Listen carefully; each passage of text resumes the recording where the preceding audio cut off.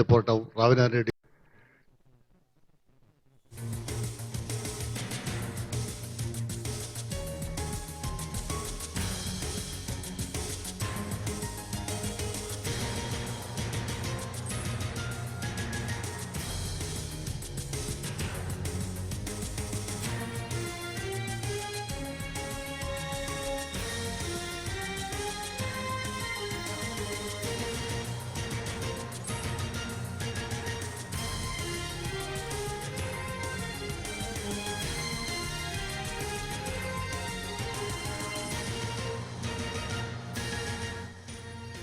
పరిణామాలు ఒక వింత వాతావరణానికి దారితీస్తున్నాయి.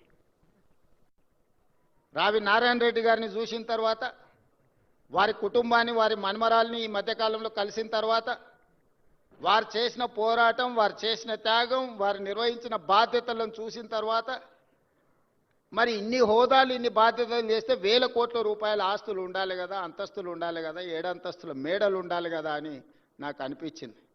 ఎందుకంటే ఈ మధ్యకాలంలో కొంతమంది తెలంగాణ జాతిపిత అని వాళ్ళే టైటిల్స్ ఇచ్చేసుకుంటారు. ఉద్యమకారుడు అనే పదాలు వాళ్ళే రాసేసుకుంటారు. చేసిన తప్పులకు పోలీసులు నోటీసులు ఇస్తే తెలంగాణ జాతిపితకు నోటీసు ఇవ్వడం అంటే మొత్తం తెలంగాణ సమాజానికే నోటీసు ఇచ్చినట్టు అంటారు. ఒక ఉద్యమకారుడిని ఈ రకంగా మీరు అవమానిస్తారా అంటారు. నిజంగానే తెలంగాణ జాతిపితనే అయితే ఆనాటి జాతిపిత దేనికే ఆదర్శంగా నిలబడ్డాడు? ఏదైనా పదవి తీసుకున్నాడా? పోని కుటుంబం కోసం ఏదైనా అడిగిండా? 30 సంవత్సరాలు బ్రిటిషర్స్ మీద కొట్లాడితే కట్టే ఎత్తడానికి కూడా ధైర్యం చాలలే. కానీ స్వతంత్రం వచ్చిన మొదటి సంవత్సరంలోనే కొంతమంది దుర్మార్గుల తుపాకీ తూటాలకు నేల కొరిగిన ఆనాటి జాతిపిత.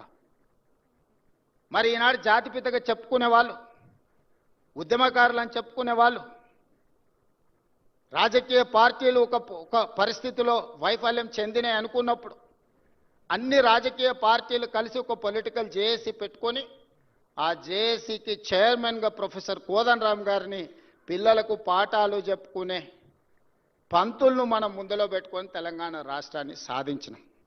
వారు ఉద్యమకారుడు కాదా? ఉద్యమాన్ని నడపలేదా? రాజకీయ పార్టీలను అన్నిటిని ఒక తాటి మీదకి తీసుకురాలేదా? కుల సంఘాలను, మత సంఘాలను, చివరికి బిచ్చగాళ్ళ సంఘాన్ని కూడా ఏకం చేయగలిగిన శక్తి, రిక్షా దొక్కుకునే సంఘాలను కూడా ఏకం చేయగలిగిన శక్తి ప్రొఫెసర్ కోదండరామ్ గారు ఆ రోజు బాధ్యత నిర్వహించలేదా? ఇదే రావి నారాయణ రెడ్డి ఇదే హాల్లో అన్ని రాజకీయ పక్షాల సమావేశాన్ని ఏర్పాటు చేసి జానారెడ్డి గారి ఇంటికాడ నుంచి నాకు తెలిసినంతవరకు ఇక్కడికే వచ్చి ఆనాడు తెలంగాణకు అనుకూలము కాదు, ఆ తెలంగాణకు వ్యతిరేకం కాదు, ఆర్ఎస్యు నుంచి ఆర్ఎస్ఎస్ వరకు, కమ్యూనిస్టుల నుంచి కాంగ్రెస్ వరకు ఏకం చేసి తెలంగాణ ఉద్యమాన్ని ముందుకు నడిపించిన ప్రొఫెసర్ కోదండరామ్ గారు ఉద్యమకారుడు కాదా? మరి అలాంటి ఉద్యమకారుడైన కోదండరామ్ గారి ఇంటి తలుపులు బద్దలు కొట్టించి పోలీసులతో ఈడ్చుకపోయేటంత నేరం కోదండరామ్ గారు ఏం చేసిండ్రో మీరు అధికారంలో ఉన్నప్పుడు ఉద్యమకారులకు జరిగిన అవమానం మీరు అప్పుడే మర్చిపోయినరా? మీరు చేసిన అవమానం అని నేను వారిని అడుగుతున్నా. నిన్నెవరు తలుపులు బద్దలు కొట్టలేదే, నిన్నెవరు ఈడ్చుకొని రాలేదే? చేసిన తప్పులకు మీకు నోటీస్ ఇచ్చారు, సార్ మీరు రాండి అని.